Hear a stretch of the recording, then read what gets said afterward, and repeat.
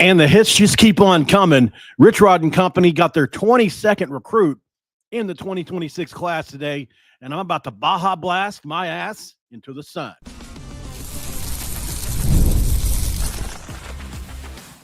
You are Locked On West Virginia, your daily podcast on the West Virginia Mountaineers, part of the Locked On Podcast Network, your team every day. What is up, guys? Welcome back in. My name is Mountaineer Paul. I am your host. This is Locked On West Virginia, baby. We're talking Mountaineer football. The recruiting cycle that is going on right now is amazing, guys. And thank you for joining in. This episode going to be brought to you by FanDuel. If you didn't know, now you know. New customers can get $150 in bonus bets if your first $5 bet wins. Make sure you head to FanDuel.com to get started today, Junior. Okay, so we got a new commitment based out of the state of Texas where they play the best football in the country. We know that high school football in Texas is religion. And so we've got to commit out of there. We're going to talk about him. We also have 22 commitments now in the 2026 class. So I'm going to go over those guys and point out a couple that I really like and that think that it's going to be really good. So we're going to do that. And have a good time, man. You know, we're going to watch the tape here on this kid and break his stuff down. I've already looked at some of it. I've already watched a couple games. Super freak athlete. Played really well on both sides of the ball. Probably could have played group of five ball as an offensive player. So, you know, he's a good athlete. Potentially a kid that you can play in multiple spots. He definitely can play in multiple spots throughout the secondary, but we're going to go there right now. So I love the name Rickey Giles. I just think it's slick. It rolls off the tongue. Sounds like a good football player. He's 6 feet, 175 pounds. Will be coming into Morgantown in the 26th class. Committed today over offers from Utah, Purdue, Oregon State, Boise State, Memphis, and others. You know, this is a kid that is similar to a few others that West Virginia has gone after in this cycle, a bit overlooked, I think. Now, I do think he will get a pretty good rating once they come out because it just takes time. You know, especially when they recruit as juniors. You know, this time next year he'll have a star rating. I'm almost 100% sure, especially now that he's recruited to West Virginia.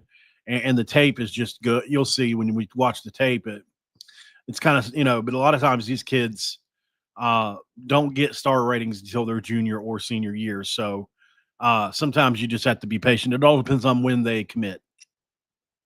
Strengths, I think, for this kid is his versatility. He can play multiple roles in the secondary, including boundary safety, free safety, possibly nickel. I'm stuttering here. That flexibility will be crucial and critical for West Virginia's defensive scheme, which, you know, Zach Alley values players who can adapt to various positions, and he's the kind of player that can do that. He's also big enough at 6 feet tall to play in multiple spots. He's super aggressive. I think he brings the pain when he comes at it.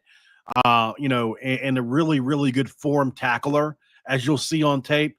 He really wraps up. He's just not trying to lay wood to people.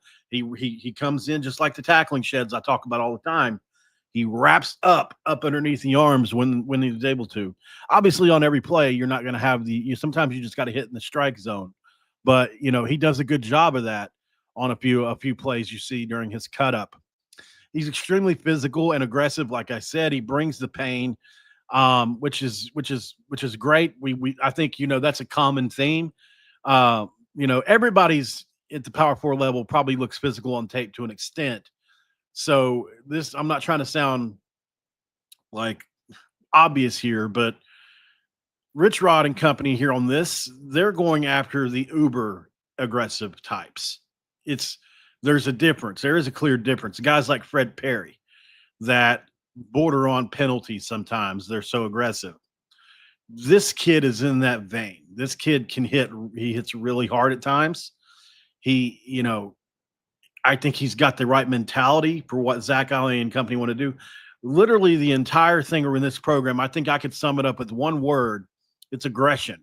Rich Rod is aggressive in the way he coaches, in the way he talks normally, in the way he recruits, in the way he lives his life, in the way he runs his offense, in the way he hires his coaches, in the way his coaches play defense. It's all aggressive. Literally, every single bit of it is aggressive.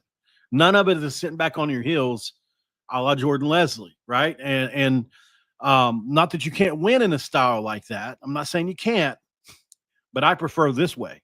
And this kid fits right into it, as you'll see on tape. He's got good speed and good range. If he needs to cover ground, he can do that.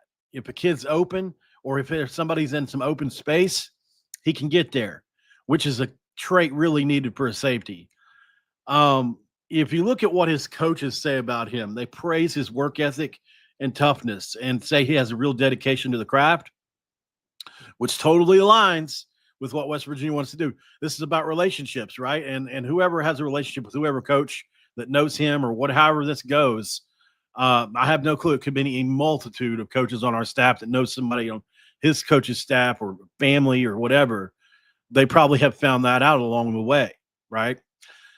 So the only weaknesses I'll say is he needs to put on some weight. He's 175 pounds. He's going to have to gain 25 pounds probably to play safety at the Big 12 level. No national rankings, I'll just put as a negative for now, so because he's not a blue chip prospect. He's not given a national ranking yet. And there's a lot, and you guys know, I don't necessarily have a war against the ranking systems. I think they're important and serve a purpose, but also I don't freak out like some people do when somebody's not ranked. I'd rather just watch the tape for myself. Like I tell you guys all the time, if somebody's not ranked and I watch the tape and I say, yeah, that makes sense, because I won't just lie about it. So I'm sure I'll find some, and I already have found something like I say it all the time. I just want to reassure everybody because I've already seen a couple things online. This kid is a junior in high school. How would you like to be judged on such a large platform when you were a junior in high school? A full year before you ever even go to college to even try to figure this thing out. This kid has the talent and the work ethic, in my opinion, based on what others are saying, and the physical ability to be a ranked player, if that's something that you care about.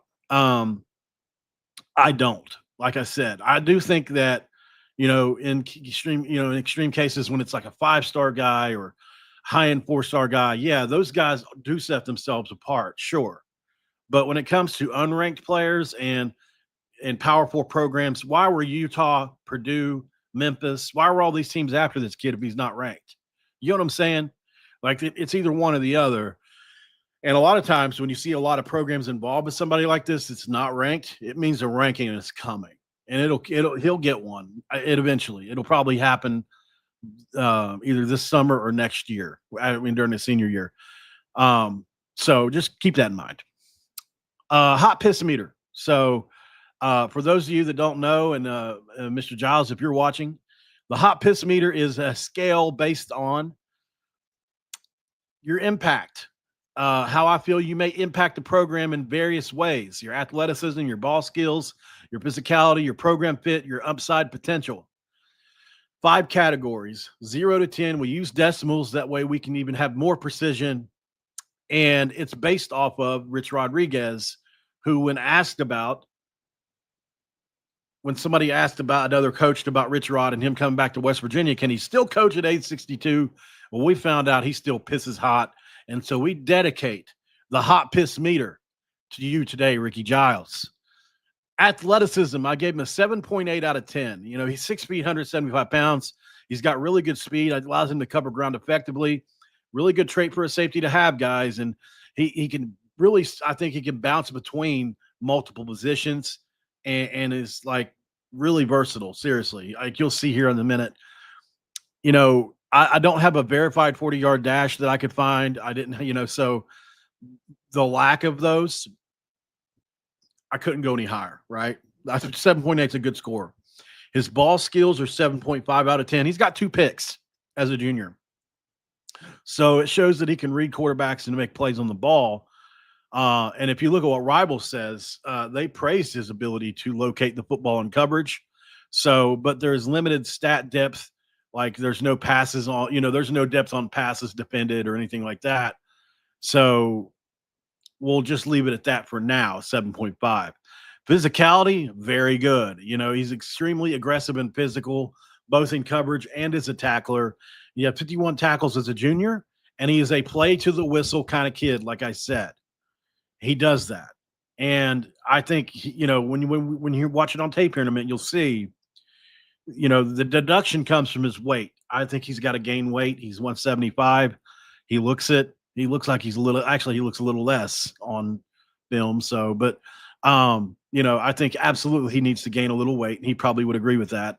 And the coaches would for sure. Program fit, he's an 8.5 out of 10. I think he's a near perfect fit for what our program calls for and needs. Aggressiveness, physicality, hard worker, underrated. Like it's everything that we are all about. So, and obviously we know we're losing kids next year. We got a ton of back end guys going out because they transfer portaled in a bunch of seniors and juniors. So, if somebody doesn't get drafted, we're going to be losing them all through just natural ways, like they're going to graduate. Upside potential, I've got him at 7.6 out of 10. I think he has significant developmental upside due to his size, speed, and versatility, and the ability to play multiple roles. And I think, based on what his coaches have said and his work ethic, I think he could become eventually a multi-year starter. His lack of national rankings, limited exposure, all that obviously do temper some people's expectations. I think a strong senior season, and he'll elevate that profile up, and people will get to see what kind of player he really is. For a total composite score of 39.6 out of 50, and we're going to round that up to 40. So 40 out of 50 is where we're going to stay here, because I think he's a high floor player. He's developmental in a lot of ways. He's got to put on weight and things like that. So, but he has the tools to be really valuable contributor for West Virginia, especially when you consider his physicality and program fit are his strongest attributes, in my opinion. So, obviously, his athleticism and upside are promising. I wouldn't say they're elite at all yet, but and his ball skills are solid too. So, I think overall, this reflects a player who's a very strong addition. And for a Power 4 program, and potentially a game changer. He's not a game changer yet, but he could I think he has the potential to be one, right? So that's where we're at with it. Hope you enjoyed that breakdown. We'll go to break and come back, guys. And on the other side, let's watch the tape. Let's talk about that. And then these 22 commits, man, different levels to these recruits for sure. Let's break some of them down and talk about them next. This is Locked On West Virginia. This episode of Locked On West Virginia is going to be brought to you by FanDuel. And when it comes to FanDuel, summer sports are in full swing. And whether you're all about baseball under the lights, golf on the green, or high stakes on the soccer pitch, FanDuel is the best way to make every game more exciting. If you're already following the action, why not make it a little more thrilling? FanDuel can get you in on the game while your friends are getting sunburned at the beach. And look, I've been using FanDuel to track like my favorite matchups, and the app does keep it fresh, and actually with new daily promotions. And there are super fun ways to bet on the app too. You can bet on anything you can think of. If you're new to FanDuel, new customers can bet just $5 and get $150 in bonus bets if your first $5 bet wins. But you can't play if you don't. You can't win if you don't play. So open the FanDuel app today or visit FanDuel.com/lockedon for more. All right, segment 2. Let's crack open a Baja Blast Dew and Baja Blast our ass into the sun as we break down some Rickey Giles tape. And you'll see what I'm talking about in some of these things that I like here. So I've also got a big breakdown coming up right after this that talks a lot about our 22 class and everything in general. So let's get to it. As you can see, he's right here. That's the quarterback's making everybody miss. But look at that wrap-up tackle, baby. Oh, that makes my heart sing. As you can see, he's back here playing deep safety. So he follows the play along. Great recovery speed. And then boom, that's exactly how they teach you to do it. And you can't do it any better. Gain the advantage, keep the advantage, drive him out. That's what my coach always said.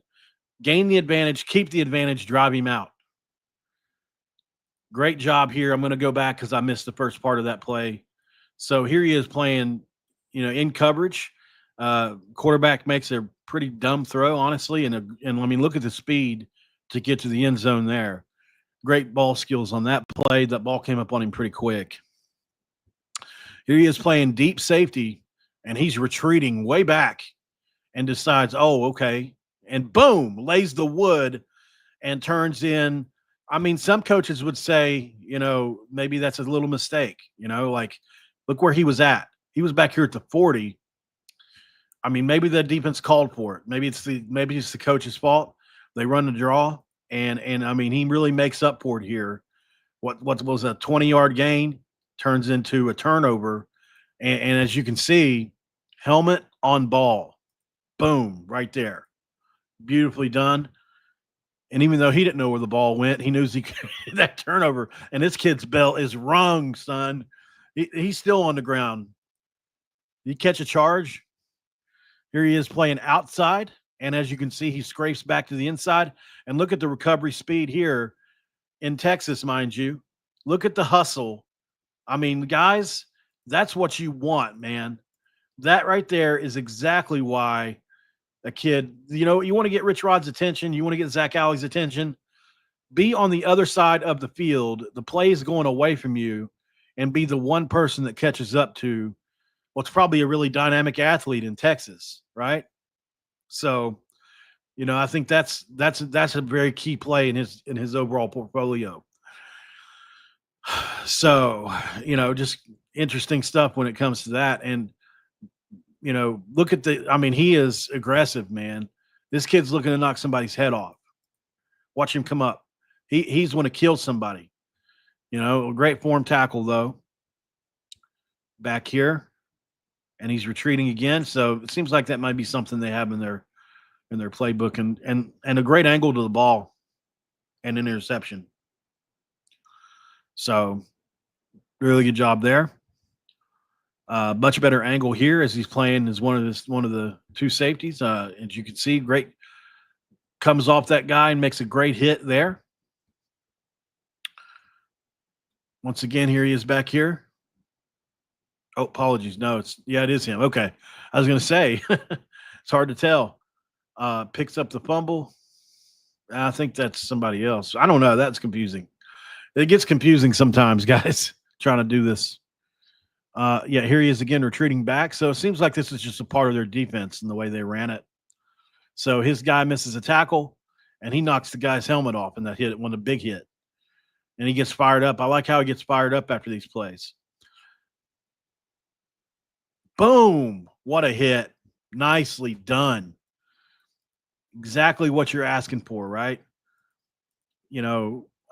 This is on the quarterback, by the way. He hung his guy out to dry here. I mean, he's already coming before the ball leaves his hand. He's already got 2 steps into that. If I'm the quarterback, man, if you just pump that thing one time, I know it's easy to say after the fact. You pump that thing one time and go deep, but that's hard to do when you got a guy coming in on you right here. But yeah, so this guy's set up for failure, and boom, big hit. Nicely done. I got the hiccups all of a sudden from that drink of dew. Very nice job there, too. Super aggressive, clean. Here he is retreating back. Defensive end makes the quarterback come up. And another nice fumble caused by him. And he just put his hand on it. That's all he did. I think he just punched it out pretty much. Oh, a little too far. Let's try to catch that again. So on a play fake, quarterback comes up, makes a throw. And then, I kind of missed that one. But see if I can go back enough this time. Yeah, so Yeah, that's all he did. He just put his right arm in there and it popped it right loose. So, Rickey Giles, thank you and welcome to Morgantown. Glad to see you committed. Got some upside, brother. Gained some weight. Get in the weight room, which I'm sure you already are. And we'll see you next year, man. A lot to like about it. I was thinking as well in this 3-3-5 defense that we run. It's even though it flips around, it's a hybrid kind of defense. We're recruiting so many defensive backs. It's crazy. Sometimes it throws me off how many defensive backs you need in this defense. I mean, I guess to run the defense, you probably need 6 guys that can play safety if you really think about it. I mean, really maybe not that many, maybe 5. But I mean, if 2 guys get hurt, that's a big blow in the safety room. So I mean, I know you can move guys around and stuff, but it's just crazy how many safeties you really need, or hybrids, I guess you can call some of these, because not all of them are all true safeties. They're kind of like they do multiple things. It's an interesting defense, really, that really works in the Big 12. If you look at Iowa State and what Heacock has done, hopefully it works for us too. Let's go to break one more time. We'll come back here and break down this 26 class in full. I'll name every player, and I'm going to name what I like about a few of them, because there's a couple guys on this list that I know for a 1,000% factor underrated, and I think are going to be much, much better players than people realize.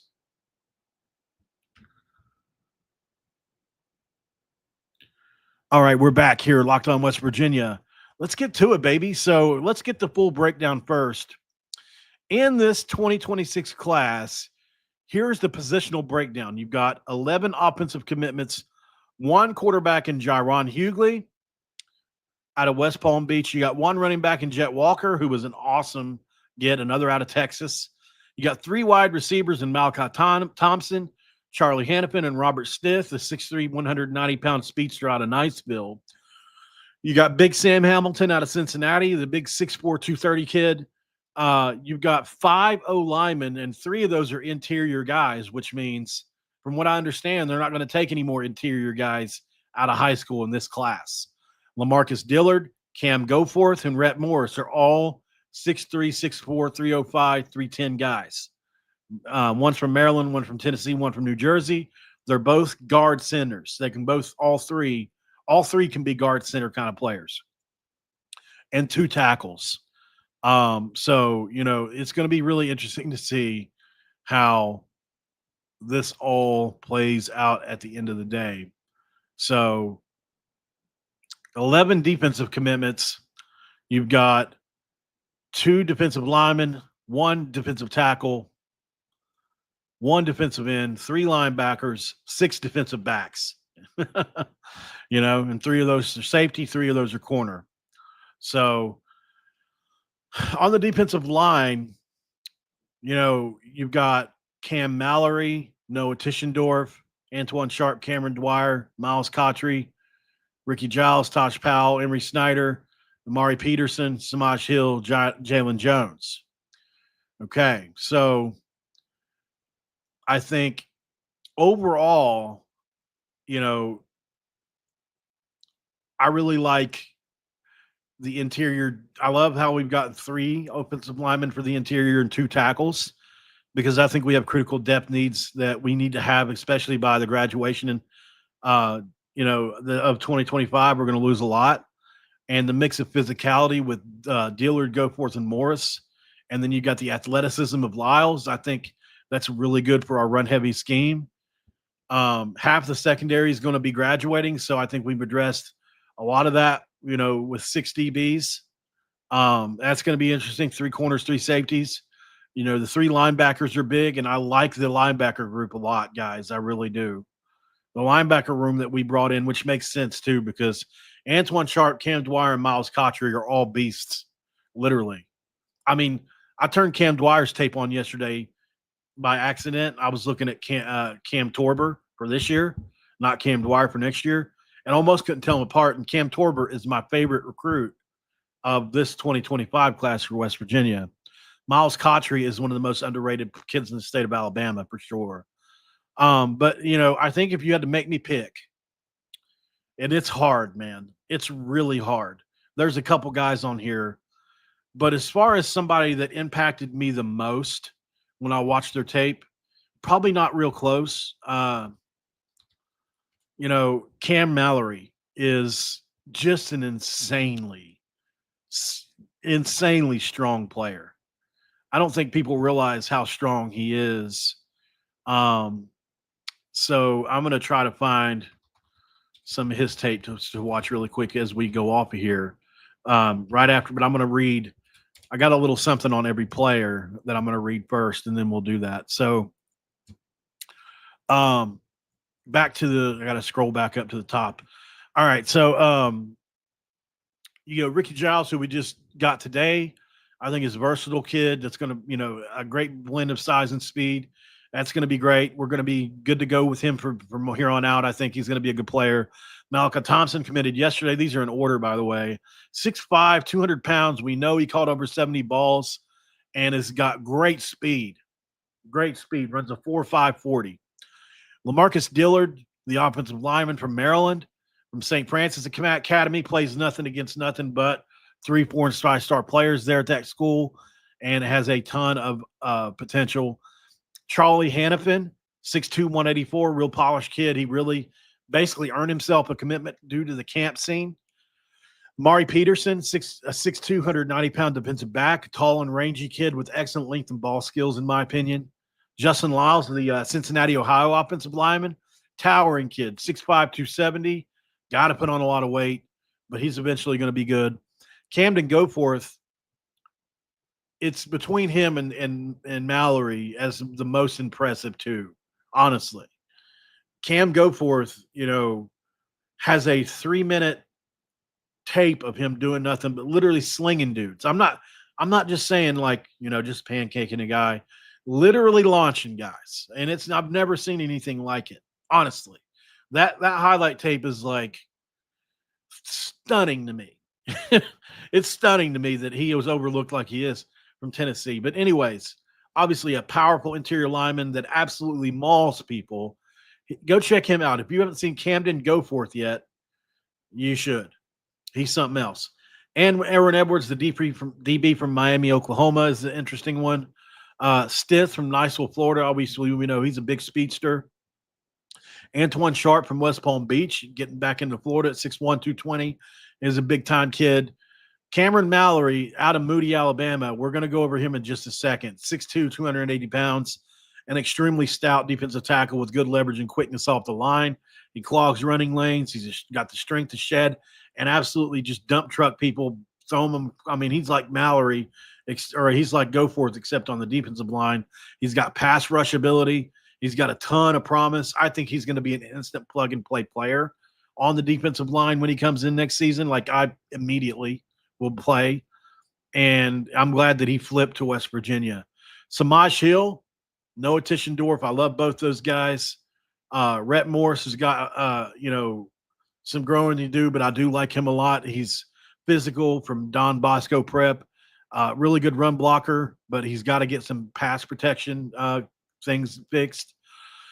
Miles Cottrey is an instinctive linebacker with extremely good tackling and pursuit skills. He's got an insane quickness and physicality that make him extremely effective against the run. He's developing his pass protection, though, or his pass coverage, though, but ultimately, he is one of those kids, if he gets it, is going to be another on this list. Jalen Jones out of Fresno, California, is another 6'2" corner. If you haven't seen a trend, long, lanky, good speed, excels in press coverage, in my opinion, and using that size to disrupt defenders in a lot of these cases. And his ball skills are just developing, man. And if he continues to go this route, his athleticism suggests really high potential. So he doesn't have a ton of stats out there. Cam Dwyer is in the top 3 for me. This kid is an absolute stud. He is a really, really long and lean kid. He's about 6'3", 200 pounds. But boy, is he a super athlete. I mean, it just shows all over tape. Incredible speed and tackling ability. And, he can almost play safety. He's that fast. He's going to be a fun one to keep track of. Tosh Powell, the DB out of Springfield, 6'3". Like it's another one of these guys. They're going after nothing but 6'2", 6'3", 6'2", 6'3", that have physicality. They hit. So if they're not fast, they have physicality in their hit. Like those are the three. And they're all aggressive. Emery Snyder, another DB out of Bixby, 6'4", 205 pounds, guys. Tall, rangy, incredible length, great ball skills, matchup nightmare, really. I mean, he is. Jaron Hughley is a super interesting quarterback out of West Palm Beach, 6'2", 270 pounds. We talked about him a couple weeks back, but he's a dual threat player in every sense of the term. Can really run with the ball, really like his potential. Jet Walker out of Texas in Georgetown, man, 6'2", 212 pounds. And my God, what a physical specimen. He's also in my top 5 of our favorite commits. I'll probably do a recap on him again soon because I really love his physical running style. And he's got the speed to pull away from guys. We're lucky to have him. And then Sam Hamilton, the big tight end from Cincinnati, who is an incredible blocking tight end that has some hands. I think he's got the potential to be at least comparable in the receiving room, but he was brought in the block. Let's check out Cam Mallory from Moody, Alabama. This kid, man, is absolutely incredible. I honestly, the fact that I've got him over GoForce should tell you something. I'm going to use Keenan's article here to get to it because I couldn't remember where it was at. But responding to emails takes time. It is an absolute force of nature, in my opinion. Like, I love this kid's tape, man. It just you'll see. He ragdolls folks. He really does. Here he is interiorly. I don't even know if that's a word or not. But like when it comes to him, he is so strong. Here he is up here. As you can see, sidesteps that guy and gets the quarterback. And he's one of, he's more interior than exterior, but he can pass rush too on the outside. He can do anything you want. But like if you're going to try to stand in front of him, he's going to bull rush you and you're not going to be able to stop it. That's what I love about him the most. Power. Like you could play him at nose tackle and I believe he would be fine. That's how strong he is. Here he is again. He just splits 2 offensive linemen there like they're nothing and absolutely dominant. I mean, look at him. They're trying to double team him right here. The other guy's coming after him too. And he just says, no, sir, and anchors in and absolutely just says goodbye. And once one arm throws the running back down. Super impressive. Here he is on the edge playing. And as you can see, he's got some pass rush and then some athleticism as well. I mean, he just does so much. For a kid that's 300 pounds or 280, I shouldn't say 300. He's 280, but to me, that's close to 300 pounds. The way he can move and everything, I don't know if he's going to gain or lose or they're going to keep him where he's at. I don't know. I guess if you wanted to stay interior, you put another 20 pounds on him and hopefully he keeps this athleticism. If not, maybe you bring him down to 265 and he adds a little more quickness and you can bring him off the edge. But either way, he's going to be a force to stand in front of and try to block. Just look how he stands dudes up. This kid right here, watch him get into him and just absolutely move him right out of the way. No chance. And I'm coming for your running back. So strong. Right here he is again. Oh, my God. Did you see that impact? Let's look at the impact from – let me see if I can get it to where it plays it over and over again. Boom, boom, boom, boom. I mean, absolutely just that elbow, man. What's he just hit him in the side of the head with an elbow? Boom, boom.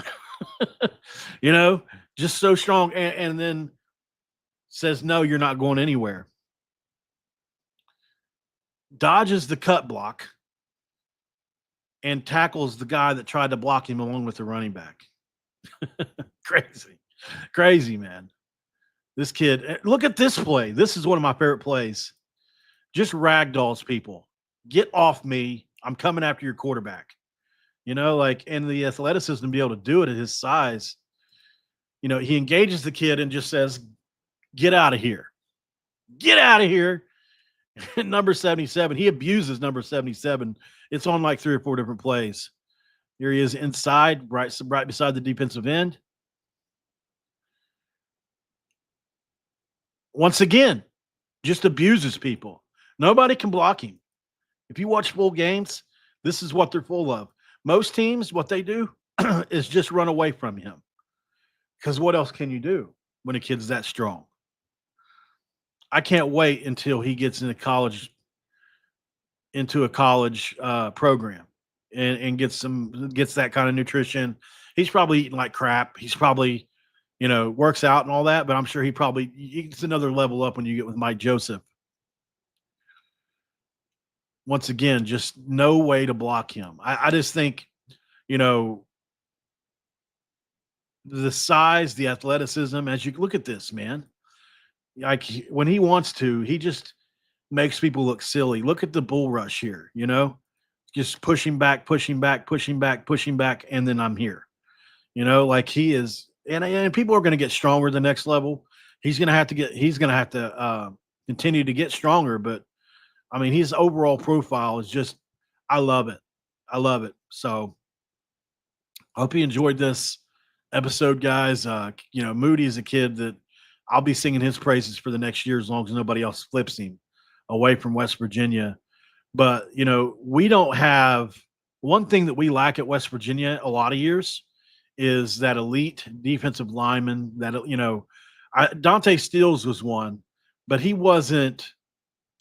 Remember a couple years ago when we played Texas, when they had those two nose tackles on the inside that we just couldn't block? They were too strong and too big. This kid is similar to that, like he's so big and strong that it's really hard to do anything in the A or B gap when he's there. He just clogs it up. Now you can run around him or anything else, but overall, like I think when you have somebody on the nose that's almost immovable, like Corleone at Cincinnati is another example. The only reason we were able to move him is because Zach Frazier was there. This kid, man, I love this kid a lot. So definitely follow Cam if you're on social media. Here he is one more time. We'll end it on this one. Big number 67 thought he was going to block him heads up.